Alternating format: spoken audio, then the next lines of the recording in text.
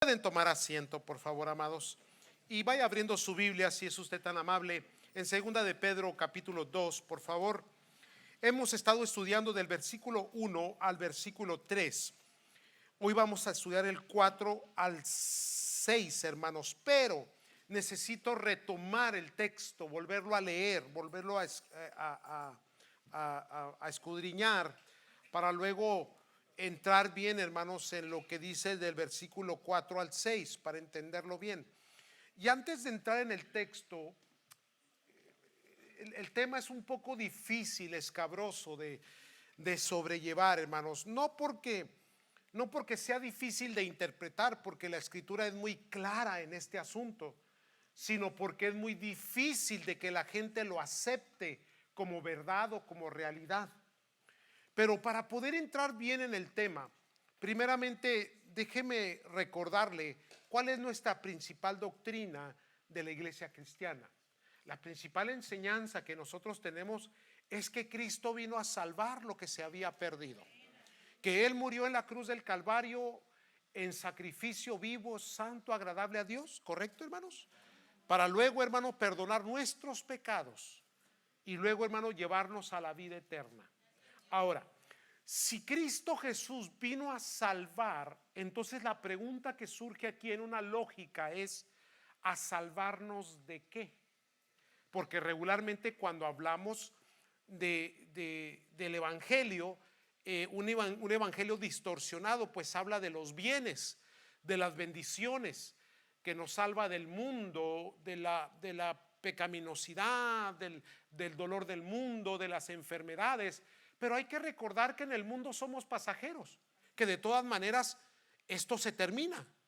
Así que aparte de salvarnos de las amenazas del mundo y del pecado, tenemos que entender que la salvación tiene que ver con que nuestras almas se encontraban perdidas y condenadas por la eternidad.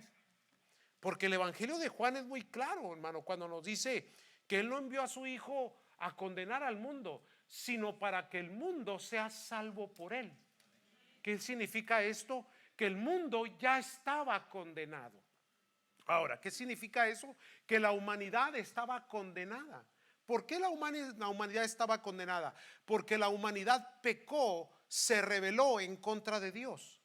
Pero de tal manera amó Dios al mundo, que ha dado a su Hijo unigénito, para que todo aquel que en Él crea no se pierda, mas tenga salvación.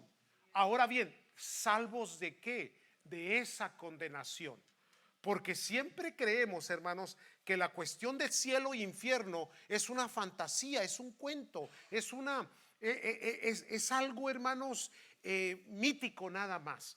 Y no, hermanos, es bíblico, es real y está ahí, hermanos. Entonces se habla de Cristo, y cuando hablamos de Cristo la gente lo acepta muy bien, el mensaje, el amor, pero ya cuando se trata del cambio, salvación, transformación, vida eterna, que Cristo te salva de las mismas garras del infierno, la gente le es difícil creerlo, no lo acepta, lo toma como un chiste nada más. Pero, hermanos, es una realidad. De eso vamos a hablar hoy. Existe el infierno tan real como el cielo. ¿Aló? Porque, hermano, siempre decimos nos vamos al cielo todos, no importa quiénes somos, al cielo todos. Y nadie se va al infierno. Solamente los pero muy malos. Y no es así, amados. La palabra de Dios dice que la única puerta de entrada al cielo es a través de Cristo Jesús, que no hay otro nombre debajo del cielo dado a los hombres por el cual puedan ser salvos, sino por Cristo Jesús. Quiere decir que una persona sin Cristo, por muy buena persona que sea, su alma está perdida por la eternidad. Porque no hay justo ni aun uno, por cuanto todos pecaron, están destituidos de la gloria de Dios. Estar destituido de la gloria de Dios quiere decir que estás expuesto al infierno. Entonces predicamos a Cristo no, hermano, porque traiga prosperidad, no porque sane a los enfermos. Le predicamos porque Cristo es el que salva el alma, acompañado de milagros, sanando enfermos, restaurando vidas, salvando familias, bendiciendo a hogares, etcétera, etcétera. Pero la principal enseñanza la que dirige todo esto que hacemos es que Cristo vino a salvar el alma. Y estamos en la tierra temporales. Y quiere decir que cuando terminemos nuestro tiempo en esta tierra, bueno, tendremos la vida eterna, pero solamente en Cristo Jesús. ¿Me están siguiendo, amados? Ahora, vamos a retomar el texto, ¿sí? Y obviamente tengo que irme muy rapidito porque son varias escrituras y muy rápido, y usted va a tener que escuchar rápido. Segunda de Pedro, capítulo 2, versículo 1, para poder entender, ya lo habíamos estudiado, pero para poderlo recapitular y entender lo que estamos hablando. Pero hubo también falsos profetas entre el pueblo, como habrá entre vosotros, falsos maestros que introducirán encubiertamente herejías destructoras y aún negarán al Señor que les rescató. ¿De qué Señor se refiere? Cristo Jesús. Atrayendo sobre sí mismos, ¿qué dice su Biblia? Destrucción, ¿qué? Repentina. Y muchos seguirán sus disoluciones, por causa de los cuales el camino de la verdad será blasfemado, y por avaricia harán mercadería de vosotros con palabras fingidas. Sobre los tales ya de largo tiempo la condenación no se tarda y su perdición no se duerme. Ahora, hasta aquí. Entremos en el 4. Porque si Dios no perdonó a los ángeles que pecaron, sino que arrojándolos, ¿dónde dice su Biblia? Al infierno, los entregó a prisiones de oscuridad para ser reservados al juicio. Me detengo aquí poquito. Entendamos la cronología del texto. Dios no perdonó a los ángeles. Quiere decir que la condenación está desde antes de la creación del hombre. ¿Qué es lo que Dios está condenado? El pecado. ¿Qué significa pecado? Rebelión. No tenemos el tiempo para estudiarlo, pero si estudias cuidadosamente la escritura vas a encontrar esto: Isaías, Ezequiel, etcétera, etcétera, ¿no? Vas a conectar los cabos bien. Satanás, el diablo, su origen está en que él quiso ser igual a Dios o se sintió como Dios, y Dios no comparte su gloria con nadie. ¿Estamos? Ahora, hay una rebelión celestial. Quiere decir que la primera división de la casa de Dios no fue en la tierra, sino en el cielo. Ahora, si al cielo se le dividió, imagínense aquí. ¿Cuántos me están entendiendo? Nomás para que contextualice bien. Entonces, amados, el enemigo levanta, dice la escritura, corríjame por favor, porque nomás estoy parafraseando, no estoy leyendo textos. 3/4 de los ángeles, ¿correcto? Sí, ok, muy bien. Los que leen la Biblia, los que no contesten, por favor. ¿Ya? Se rebelan, y ¿qué hace Dios? Los desecha. Y algunos de ellos, en su mayoría, son puestos en un infierno, o es como se puede conocer, hermano, una prisión de oscuridad y de tinieblas. El mismo que después el Señor Jesús mencionó en varias ocasiones. Cristo habló del infierno, habló de aquel hombre, ¿verdad? Y de Lázaro. Se recuerda que después de la muerte uno despierta en el seno de Abraham y el otro en una quemazón. ¿Y qué decía? Si es posible, deja a Abraham que venga y toque con su dedo sola mis labios, mi lengua, para que refresque. No, es que no puede, estamos separados. Ok, entonces déjame ir con mis amigos, mis familiares, los que amo, para que no vengan a este lugar. A los profetas tienen. No, hombre, esa gente, viera que son bien parranderos. Ellos, pura banda de Sinaloa, ellos no van a querer oír. A ellos les gusta ir a misa nada más y ya. Déjame ir a hablarles. No puedes ir. Porque si no le hicieron caso a los profetas, si alguien aún se levantase de los muertos, tampoco le oirán. Qué tremendo, hermano, la dureza del corazón, la negación. Entonces, hermanos, mirando cronológicamente correctamente esto, ya había una condenación. El hombre es creado, de todo fruto comerás, excepto del árbol del bien y del mal no comerás. ¿Correcto, hermanos? ¿Y qué hizo el hombre? Comió. Y cuando comió, fueron abiertos sus ojos y hubo la similitud a Dios. ¿En qué forma? En que conocieron el bien y el mal. Entonces se avergonzaron, entonces se escondieron. Y entonces, hermano, comenzó la redención, el camino a la redención, donde el verbo se tenía que hacer carne. ¿Quién es el verbo? Cristo Jesús. ¿Sí? ¿Y cómo comienza, hermano? Dice que los cubrió con pieles de animales. Ahí comienzan los sacrificios. Fíjense bien. Después, hermanos, encontramos la ley de Moisés, en donde el pueblo recibía un perdón de pecados parcial por medio del sacrificio de algún animalito inocente. Pero todo apuntaba a que iba a devenir la divinidad. La divinidad se iba a venir a encarnar. Se encarnó en Cristo Jesús. Y Cristo Jesús vino a salvar precisamente a esa humanidad. No a los demonios, no a los ángeles caídos, pero a la humanidad. Porque Él nos amó a nosotros. Y Él fue a la cruz del Calvario. Y Él fue el sacrificio perfecto, hermanos, para que nosotros obtuviésemos la salvación. Ahora, todo aquel que en Él cree no se pierde. El que tiene su fe en Cristo Jesús, hermano, por pecador que haya sido, tiene la vida eterna ganada. Pero puede haber muchas personas que creen que porque son religiosos, porque hay un buen comportamiento, porque tienen cierta ética, hermano, el día que se mueran, San Pedro les va a abrir las puertas. No, mi hermano.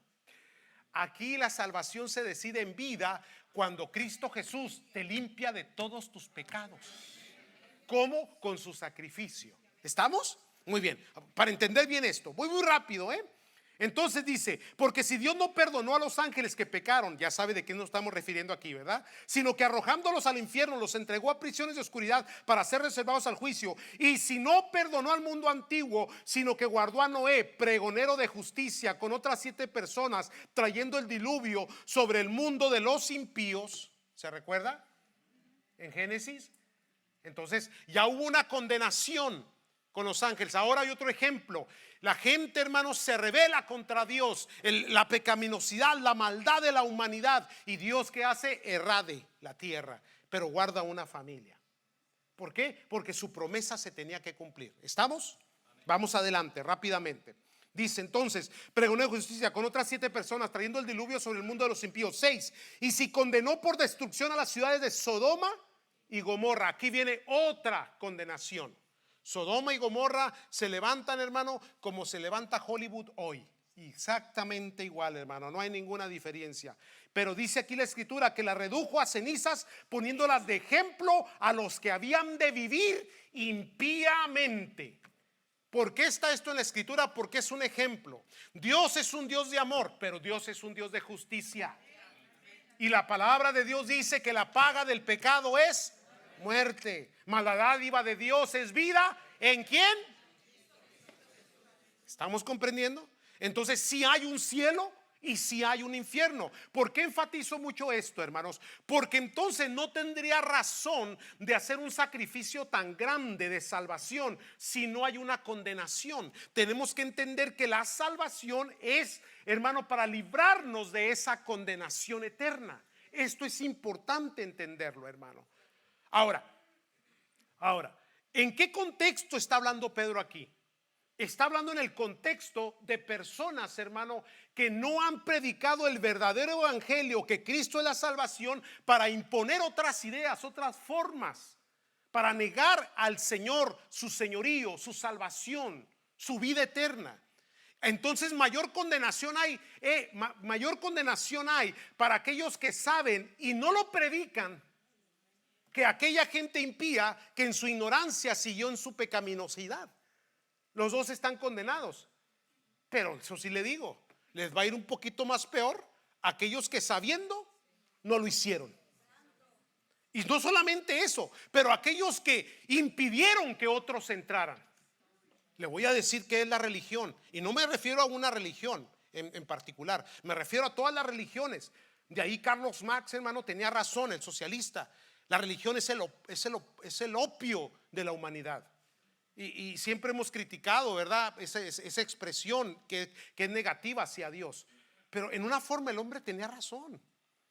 ¿Por qué, hermanos? Porque el que salva es Cristo, no la iglesia. El que salva es Cristo, no las creencias, ni las filosofías, ni las ideologías. Entonces la gente impone por encima de Cristo esas ideologías, esos rituales, esos pensamientos, esos formatos. ¿Y qué hace la gente? Hermano, los desvían y se concentran en que tienen que cumplir ciertos actos religiosos y evitan la confesión a Cristo. Esto es importante. Entonces esas personas se están yendo al infierno y están llevando gente con ellos al infierno. Ahora, esto no se habla ya en las iglesias. ¿Por qué? Porque ofende. Ofende. Pero más ofendidos vamos a quedar el día que lleguemos allá. Y que las almas, hermano, clamen por nosotros. No me avisaste, no me dijiste. Santo Dios. Hermano, procure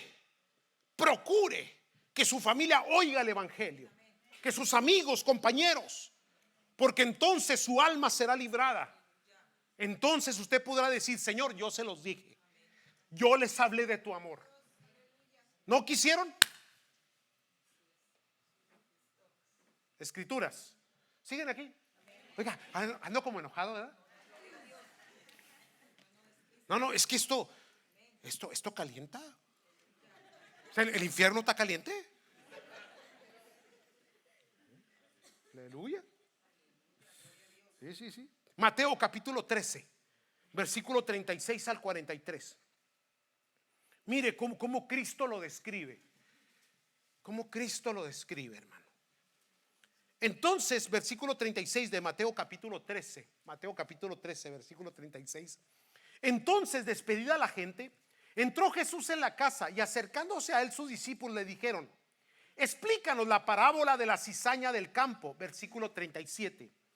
Respondió y le dijo: el que siembra la buena semilla es el Hijo del Hombre. Ahora, ¿quién es el Hijo del Hombre? Cristo. Después hablaremos de los títulos, pero ahorita concentremos aquí. 38. El campo es el mundo. La buena semilla son los hijos del reino. ¿Quiénes son los hijos del reino?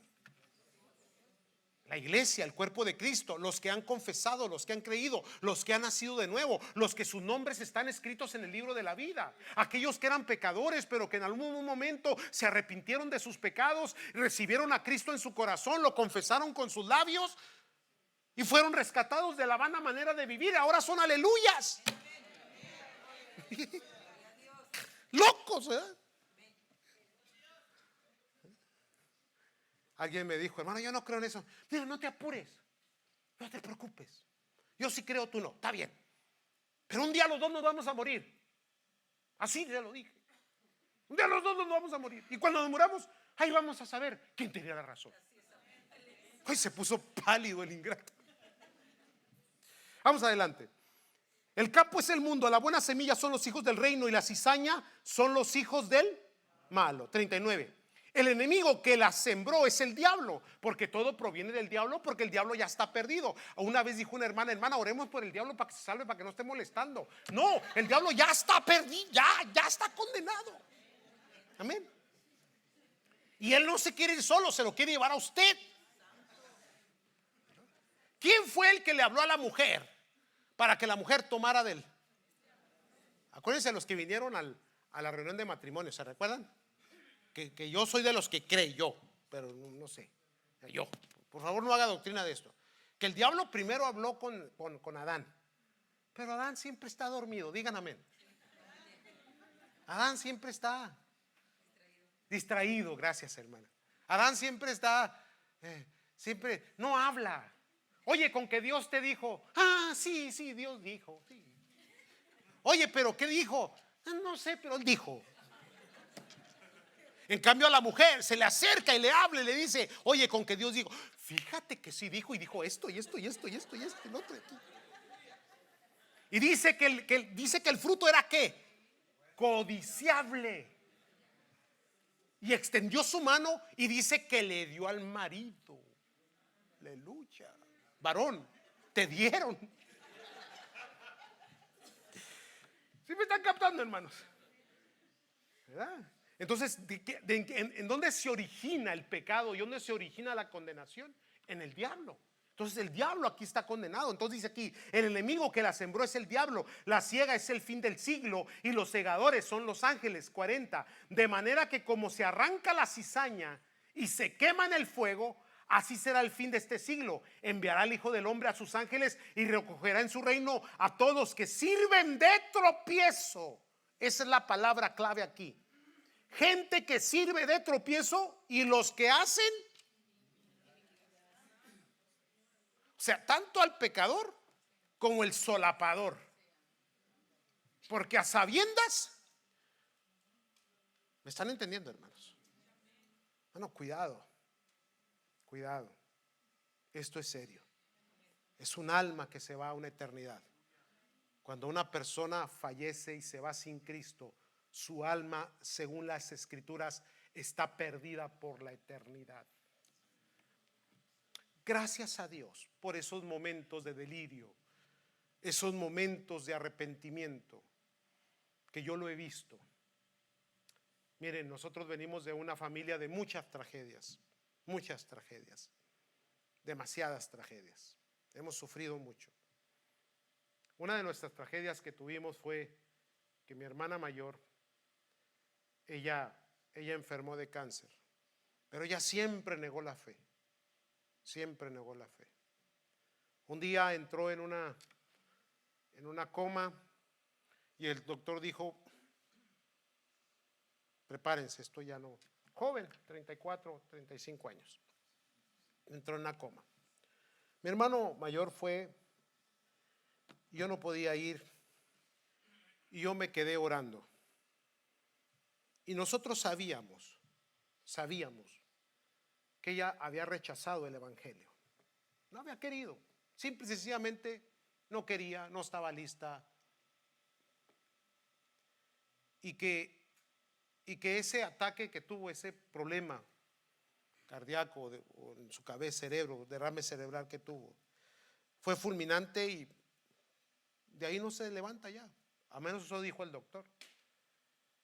Mi hermano llegó al hospital, se sentó y ahí, mientras ella en su coma, le empezó a hablar. Yo estoy orando acá. Después juntamos los cabos, no sabíamos qué estaba pasando.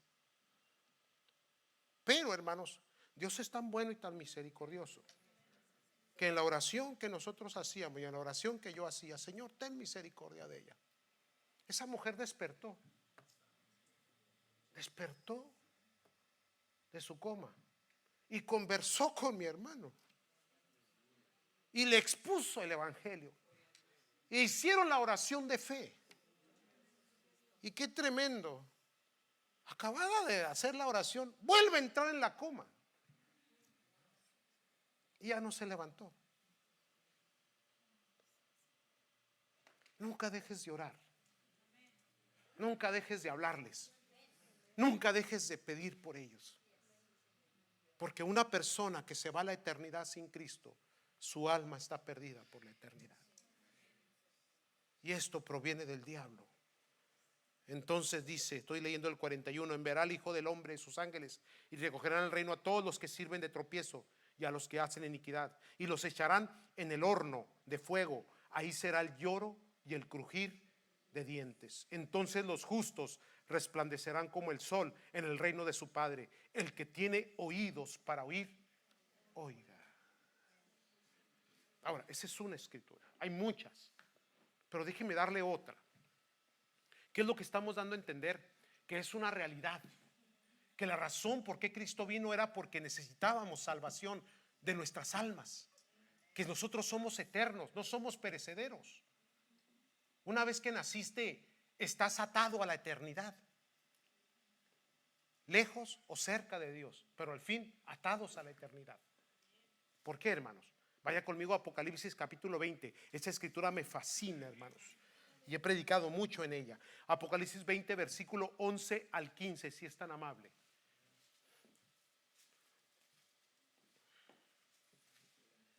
Apocalipsis 20, versículo 11 y 15. Ahora, si recordamos un poquito los textos que leíamos, en Pedro decía,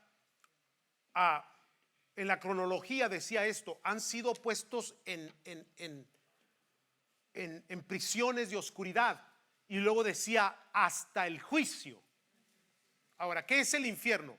El infierno es un lugar de tormento temporal, como es el seno de Abraham o el paraíso. ¿Se recuerda a Cristo en la cruz del Calvario? Que fueron puestos dos ladrones a su lado, y uno de ellos le injuraba y le maldecía y le decía: si eres hijo de Dios, bájate y sálvanos a nosotros. Mientras el otro decía: espérate, nosotros pagamos lo que es justo, ladrones somos, pero ¿qué pasa? Que no tiene por qué. Y luego le dijo: Señor, acuérdate de mí cuando vuelvas en tu reino. Ya vienen unas palabras que a muchas creencias religiosas les entorpece su doctrina. De cierto te digo que hoy estarás conmigo en el paraíso. Ahora, como hay un lugar de tormento, también hay un lugar celestial preparado, temporales, porque tiene que llegar el gran juicio. Todos esperamos el gran juicio, pero hay un juicio en el cual ya no nos corresponde a mí y a usted, porque hemos sido parte del cuerpo de Cristo. Entramos en el juicio del Cordero y ya no en el juicio del Padre. Pero ¿quiénes son los que van a llegar a ese punto cúlmine donde Dios hará un juicio total? Y el juicio total está aquí. Apocalipsis 20:11. Y vi un gran trono blanco en el que está, y al que estaba sentado en él, de delante del cual huyeron la tierra y el cielo, y ningún lugar se encontró para ellos. Ya pasó todo, se acabó todo, destrucción total, apocalipsis total. Versículo 12. Y vi a los muertos. Ahora, ¿quiénes son los muertos? Qué gran pregunta, ¿no? Dice la palabra de Dios que usted y yo caminábamos muertos en nuestros delitos y pecados. Los que hemos confesado a Cristo hemos pasado de muerte a vida. Jesucristo dijo: yo soy el camino, la verdad y la vida. ¿Estamos comprendiendo, hermanos? Entonces, amados, los muertos son aquellos que no es que la muerte desaparecieron o se desvanecieron, como algunas creencias lo enseñan. No. Muerte es, hermano, es transformación. Déjele explico. Es metamorfosis. Por ejemplo, en el globo terráqueo, si usted estudió un poco de biología, usted pudo entender que la muerte de los seres vivos no es otra cosa no más que un reciclaje. ¿Sí sabía eso? No, ok, déjese lo explico. Si una planta muere, esa misma planta se convierte en nutrientes que alimenta la tierra y que vuelve a alimentar a la semilla que se siembra con el agua. ¿Me están comprendiendo? Cualquier biólogo le puede decir eso. ¿Qué significa? Que la muerte no es otra cosa no más que algo que se transforma. Al igual manera, espiritualmente, cuando una persona fallece o muere, no es que se acabó. A todos se nos acaba, dicen todos ahí, poniendo cara larga y luego mirando al muertito ahí. Se le acabó el corrido y cosas de esas, ¿no? No, espéreme, no acabó el corrido. El corrido apenas empieza. Lo que sucedió fue que su cuerpo murió, porque el carne y sangre no heredarán el reino de los cielos. El cuerpo, polvo eres y al polvo volverás. Pero hay un soplo, pero hay un espíritu de vida en las personas. Hay un alma viviente. Y esa alma viviente, en el momento que el cuerpo cae, hay una separación. Muerte es separación. Entonces, la primera muerte es separación del cuerpo. La segunda muerte es separación de Dios. Ahora, para poderse librar de la segunda muerte, que es la separación de Dios, a eso vino Cristo, a librarnos de esa muerte. Pero los que no lo recibieron, los que le rechazaron, entonces entramos aquí. Esos son los muertos, porque todos seremos resucitados, unos para bien y otros para mal, unos para vida eterna y otros para condenación y, como dice Daniel, y confusión perpetua. Vámonos. ¿Cuánto es la eternidad? Échele pluma. ¿Ok? Muy bien, volvemos al texto. ¿Está bien? ¿Estoy explicando más o menos? No se enojen, ¿eh? Pues si se va al infierno, está bien, pero no se enoje conmigo. Ya se lo dije. Sí, sí, es que una vez un amigo me dijo, no, yo voy a donde van mis amigos. Ándale, pues váyase, échale ganas, allá hay fiesta, dele. Pero hay salvación en Cristo hoy, ¿ok? Que lo sepan. Muy bien, dice entonces: y vi los muertos, grandes y pequeños, de pie ante Dios, y los libros fueron abiertos, y otro libro fue abierto, el cual es el libro de la vida. Explico rápidamente. Hay varios libros. ¿Qué significa eso? Que hay un registro. ¿Registro de qué? De todo lo que somos y hacemos. Te están grabando. Ahora, hay una grabación que tú no quieres que se descubra, si no te va a pasar lo que Richard Nixon, el impeachment de los que después quisieron hacerle algo también a Trump, que también creo yo que lo van a haber sacado. Bueno, eso es política. En el cielo no hay política. Pero el punto es que hay una forma de borrarlos. Es Cristo. Cristo borra nuestros pecados, nuestras faltas, nuestras iniquidades. Él perdona. Pero hay gente, hermano, que se fue sin ese perdón y el registro quedó. Entonces fue abierto otro libro, y ese libro de la vida, y el Señor Jesús lo mencionó, porque el Señor Jesús mandó a sus discípulos a predicar, y cuando volvieron bien contentos, diciendo: Señor, sea en tu nombre hasta los demonios se someten. ¿Y qué dijo el Señor Jesús? No se pongan contentos por eso, pónganse alegres, porque sus nombres están escritos en el libro de la vida. Amén. Tu nombre está escrito en el libro de la vida, y si no está, dile a Cristo que lo escriba. Porque cuando allá se pase lista, cantamos, ¿se recuerda ese canto? A mi nombre yo feliz. Mira, te están poniendo en la lista negra, aquí entre nos. Ahora, el único que te puede poner en el libro de la vida es Cristo. Él es el único que puede escribir, el único que tiene la potestad. Pero ahora leamos, volvamos al texto. Fueron juzgados los muertos. Discúlpeme, leo me devuelvo al 12. Y vi a los muertos, grandes y pequeños, de pie ante Dios, y los libros fueron abiertos, y otro libro fue abierto, el cual es el libro de la vida. Y fueron juzgados los muertos por las cosas que estaban escritas. ¿En dónde? En los libros. ¿Qué dice? Según sus. Vámonos. O sea, ya te apuntaron. O sea, ya estás en el registro. ¿Ok? Ya ni modo. Ahora solo Cristo te puede salvar. 13. Y el mar entregó los muertos que había en él, y la muerte y el Hades, que es el sinónimo de infierno, entregaron los muertos que había en ellos, y fueron juzgados cada uno según sus. Así que si te portaste bien, la vas a entrar. ¿Ok? Si no, es más, te lo voy a poner bien fácil. Si cumpliste los 10 mandamientos al pie de la letra, ya entraste. Número 1, amarás a Dios. Ya. Ya. Bueno, está bien, adelantémonos. Adelantemos el tape. No mentirás.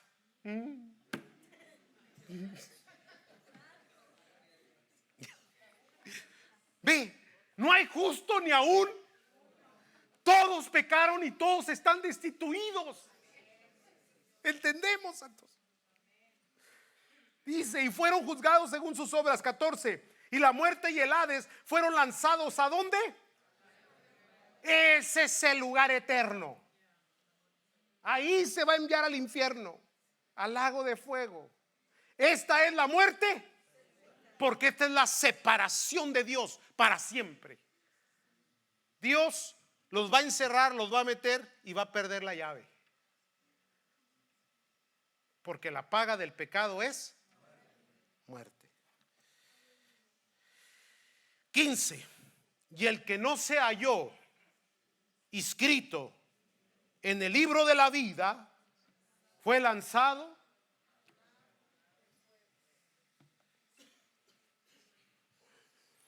Prediquemos a Cristo, hermanos. Háblenles del Señor. La salvación está tan cerca. Dice la Escritura, tan cerca de ti, tan cerca como una confesión de labios y como creerlo en el corazón. No se trata de religión, no se trata de creencias, se trata de recibirlo a Él como único y suficiente Salvador, entregar nuestras vidas. Hablemos de Cristo, hermanos. Pónganse de pie.